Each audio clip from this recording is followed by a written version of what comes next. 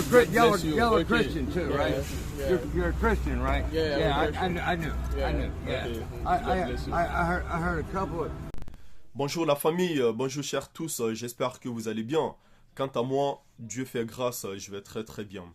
Mais écoutez, comme vous connaissez le principe de l'émission Action-Réaction, elle a pour vocation d'interviewer des personnes dans la rue, des personnes qui sont un peu aisées, des personnes qui sont dans les situations moins graves que certaines personnes, les interviewer et puis les quémander comme un peu vous voulez, voilà, comme vous voulez, les quémander un peu d'argent, et puis un peu des sourires, un peu des belles paroles, et puis avec cela, aller faire notre sauce. Cela veut dire quoi? Aller aider des personnes en urgence à travers le monde. Et ce matin, en me réveillant déjà du lit, Dieu merci, je me suis dit, ben écoute Marcel, comme d'habitude, je vais aller dans la rue et je vais essayer d'aller apporter la joie à quelqu'un qui est en extrême difficulté. Et pour cela, comme je vois que dans mon porte-monnaie, il n'y a pas grand-chose, et j'ai pas non plus allé, vu que c'est le matin, aller embêter quelqu'un dans la rue. Alors là, la personne que je voulais embêter ce matin, c'est ma grande sœur. Et je suis parti, j'ai toqué à sa chambre et tout. Et bah voilà, j'ai dit, grande sœur, écoute, je vais aller apporter le sourire à quelqu'un. Est-ce que tu n'as pas quelques petites monnaies à me donner? Ah là. Elle me dit, elle a répondu affirmatif et j'ai demandé, est-ce que je peux te prendre en vidéo et tout. Elle me dit, non, petit frère, là, je dors, là, tu peux aller. Ok, bon, bref, vous voyez quoi. Vous voyez, du coup, je ne l'ai pas embêté, j'ai pas pris sa vidéo, mais vous allez voir la photo de la grande sœur.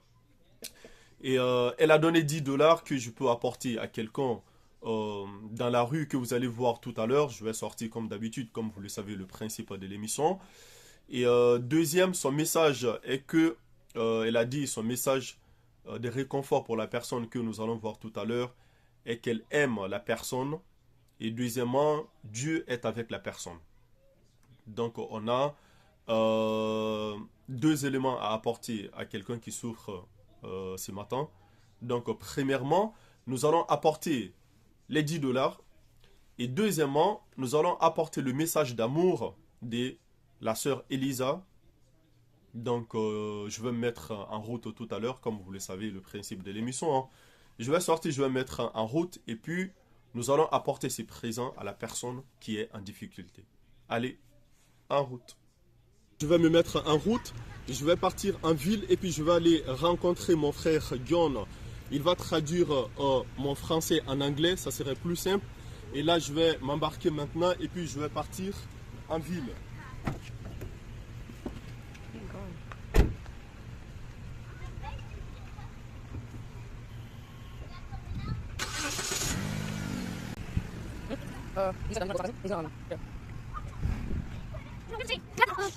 Bonjour John. Oui, bonjour, comment tu vas? Oui, ça va très bien. Okay. Alors, vu que tu vas traduire, on va essayer de demander au monsieur comment il s'appelle. So sir, what's your name? My name is Ron. Okay. D'accord. Moi, je m'appelle Marcel. I'm John, and his name is Marcel. Marcel? Yeah. D'accord. Nous faisons cette émission pour aider des personnes qui sont en extrême difficulté. So basically, this video is about helping people, like I just told you, like helping the others, you know, and basically telling people to know how to better treat, you know, others. Yes. Yeah, others like it needed. Yes. Yeah. To help others that are in need and not ignore them. Exactly. Il s'appelle Ron. Il est né ici aux États-Unis, notamment à Baltimore. Alors, nous allons lui demander un peu, est-ce que tu veux lui demander qu'est-ce qui a fait qu'il s'est retrouvé un peu dans la rue si ce n'est pas discret? Pourquoi il se retrouve dans cette situation si ce n'est pas discret comme ça? Ceux qui sont derrière la caméra peuvent aussi prendre, plutôt je veux dire, peuvent aussi prendre des conseils par rapport à lui. Yeah. Est-ce que vous pouvez lui demander? Okay. So sir, if you don't mind telling us, like what happened? What's my story? Yeah, your story. All right, this is what happened. I was in an auto accident, right? Yeah. And it hurt my back pretty bad. I was at Franklin Square Hospital for 2 weeks. And yeah, they did MRIs and all these tests and stuff, but they couldn't come up with what to do. Okay. They couldn't fix me. Okay. So I got better as time went on. So my body healed itself by the grace of God. Yeah. My body got healed. Yeah. Okay? And now all I have to do is go to a specialist and get the specialist to sign off saying that I can lift 30 pounds. Which that bottle of water, that case of water weighs 40, and I can lift it. So I can lift 30 pounds. Once he signs off saying I can lift 30 pounds, I go back to work for Champion Meats. Like I said, black-owned company in Rosedale. Yeah. Alors un petit résumé, qu'est-ce qu'il a dit? En résumé, il dit que il était malade, il était souffrant. Maintenant, on l'a hospitalisé à l'hôpital ici de Franklin Fire. Oui. Maintenant, et puis, mais on n'a pas subvenu à ses besoins, quoi. On ne l'a pas bien traité. Mais il a dû maintenant sortir de l'hôpital. Et par la grâce de Dieu, par la grâce de Dieu, il a eu à recevoir sa santé, quoi. Il se portait maintenant bien et puis il se sent en forme. Il se sent en forme. Voilà, c'est comme ça. Mais ma question est que sur le plan économique, en termes d'argent, parce que c'est aussi important pour tous ceux qui le regardent, ils vont forcément poser la question, mais qu'est-ce qui fait que maintenant il n'a plus d'argent? What's your name again? John. John? Yeah. What language are we speaking here? We speaking French. French. Yeah. Okay. I knew it was cool. Yeah. I was like, yeah, I knew it. But I didn't know what. Right. C'est une dernière question. Qu'est-ce qui a fait que... So yeah, we only have one last question now to ask. Okay. Yeah. Qu'est-ce qui a fait qu'il se retrouve actuellement sans argent, en fait, sans argent pour subvenir à ses besoins? Yeah. So like, he's asking, like, what's the main cause of you being here, like begging? Because I'm not able to work until the doctor, the specialist, signs off saying I can lift to 30 pounds. Yeah. And because of COVID-19, it takes 2 months to see the specialist. Okay. So that's where I'm at. Oh yeah, I got you. But now my appointment's on Thursday of next week, so I've got it coming up. Yeah, right. And he better sign off on it because I'll lift it right in front of him. Right. He has to. Yeah. Right.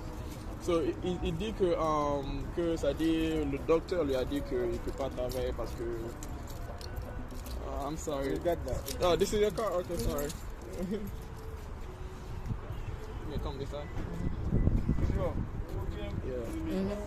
Yeah, So, comme ce que je disais, ça dit, le docteur lui a dit qu'il ne peut pas travailler parce que sa santé, il se sentait très très mal. Il ne peut même pas soulever même de l'eau, c'est-à-dire un sachet d'eau. Voilà, ça faisait que voilà, il ne pouvait plus travailler. Son dos, voilà, son dos, il ne pouvait plus travailler. Et ici, dans ce pays-là, si tu ne travailles pas, tu n'es rien là. Tu te retrouves dans la rue. C'est un peu ça. D'accord, donc les amis, notre cher ami que nous venons de voir tout à l'heure, après la Covid-19, il a eu des soucis de santé, il avait notamment mal au dos. Et ce qui a fait que, comme vous le savez aux États-Unis, si tu ne travailles pas forcément, tu n'as pas d'argent. Et c'est ce qui fait qu'il se retrouve SDF. Et donc, il n'a pas demandé à Dieu de se retrouver dans la rue. Et donc, dans cette situation, nous, on s'est dit, c'est une personne, voilà, c'est un humain, pourquoi ne pas s'arrêter? Même si on ne lui donne rien, mais discuter avec lui, je pense que c'est une grande joie pour lui. Alors, partagez cette vidéo au maximum possible. Donc, dis-lui qu'il y a quelqu'un dans le monde qui ne connaît pas, qui a pensé à lui de lui donner $10. Et la personne s'appelle Elisabeth, parce que notre émission, c'est interviewer des gens et puis leur demander les moyens. Et quand ceux-ci donnent des moyens à des personnes inconnues, comme lui par exemple, il est inconnu, nous on lui donne. Dis-lui qu'il y a quelqu'un de l'autre côté du monde qui s'appelle Elisabeth, qui a pensé à lui offrir $10. Yeah. So just to be, to globalize everything. So just want to let you know there's somebody in this world that you don't really know, you personally don't know, who's trying to help you with $10. Okay. Yeah. Her name is Elizabeth. Yeah. Well, bless her. Yeah. Bless Elizabeth. All right. Thank Donc, you so much. Elisabeth dit, le monsieur dit, your name please? Ron. Ok. Elisabeth, si tu nous reçois, Il y a Ron qui te dit merci beaucoup pour les $10. Elizabeth, thank you very much. Et Elisabeth a dit aussi un message pour lui. Elisabeth dit qu'il aime beaucoup et que Dieu est avec lui. C'est le message d'Elisabeth. Est-ce que tu veux le transmettre? C'est là. Yeah, okay. So basically, Elizabeth is saying that she loves you so much and God bless you. That's what it is. Yeah.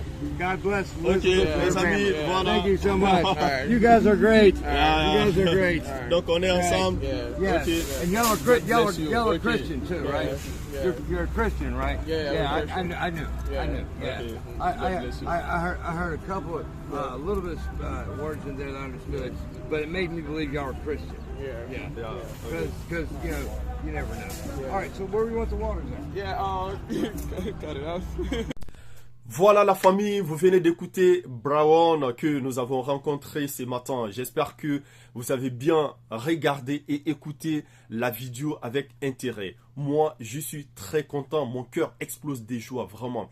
Apporter le sourire à ton semblable humain, vraiment, c'est une grande joie. Et je pense que cette joie aussi, dans vos cœurs, vous explosez de joie. Alors, quand même, moi, j'ai 2 leçons à tirer dans cette vidéo que vous venez de regarder avec intérêt. La première leçon, cela veut dire quoi? J'ai envie de dire à tous ceux et celles qui regardent cette vidéo, ne jugeons pas les gens. Ne soyons pas très rapides à juger. Je sais ce que je suis en train de dire. Vous savez, la quasi-totalité des personnes, pour aider une personne, ils essaient d'abord de regarder comment la personne est, comment la personne se déplace et tout. Étant donné que dès que tu vois une personne en galère, tu peux comprendre à l'image de Brawan ce matin. Dès que je l'ai vu venir sous la pluie, je me suis dit carrément, c'est une personne qui est en situation difficile.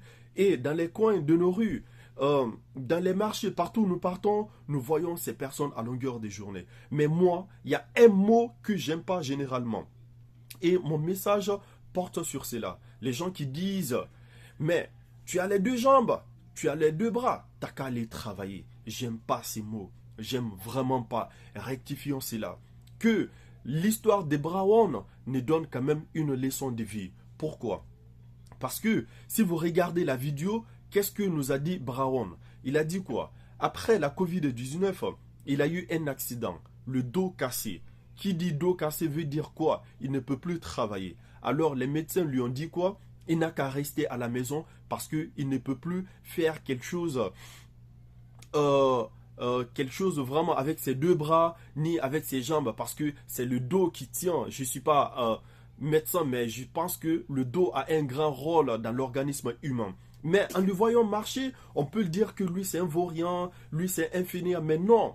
On s'est approché de lui et on a essayé de lui demander. Il nous a donné vraiment ces tristes nouvelles par rapport à sa santé. Vraiment, que Dieu l'aide vraiment à sortir dans cette situation. Alors les amis, s'il vous plaît, à partir d'aujourd'hui, ne jugeons personne selon l'apparence. Voilà mon premier message et leçon à tirer. Deuxièmement, je veux m'adresser à mes frères et sœurs vraiment encore qui sont en Afrique de façon générale et particulièrement en Guinée parce que je suis guinéen. Voici le message vraiment que je veux adresser. Donnez-moi 2 secondes, je vais bien réfléchir parce que l'histoire des Brawan quand même, ça fait réfléchir. Pourquoi? Je vais vous dire. Premièrement, les amis, Brawan, c'est un Américain. C'est pas n'importe qui quand même. C'est un Américain qui se retrouve dans la rue. Ça fait réfléchir. Deuxièmement, il quémande dans la rue pour sa subsistance. Pourquoi? C'est là parce que en Afrique, qu'est-ce qu'on dit? On dit, dès que je rentre aux États-Unis, je vais travailler et puis je vais construire des buildings. Brawan, c'est un bon exemple, les amis. Ok? Lui, il a des papiers pour travailler et tout. Il se retrouve dans une situation vraiment de galère, dos cassé, pouvant plus travailler, il se retrouve dans la rue. Ça peut aussi être pareil pour toi si tu décides de rentrer aux États-Unis ou en Europe dans une situation irrégulière. Cela veut dire quoi? Clandestinement. Je ne vais pas entrer dans les détails parce que ce n'est pas mon message du jour, Et ce n'est pas l'objectif principal, mais j'ai envie de dire, si vous décidez de rentrer aux États-Unis ou en Europe de façon clandestine, ça va être la galère. Aux États-Unis, quand tu demandes l'asile, tu peux faire jusqu'à 2 ans avant que tu aies une réponse à ta demande d'asile. Et pendant les 2 ans, tu vas te retrouver facilement dans la rue, sans travail et dans une situation vraiment dramatique, à l'image de Brown, et même plus pire que Brown, parce que lui, quand même, c'est un Américain. Voilà quand même les 2 messages que je voulais annoncer pour dire à nos frères et sœurs africains, stop à l'immigration clandestine, cherchez les voies et moyens légaux pour pouvoir migrer vers les États-Unis ou même en Europe. Donc, si tu as aimé cette vidéo, partage au maximum possible parce que ça peut aider beaucoup de personnes.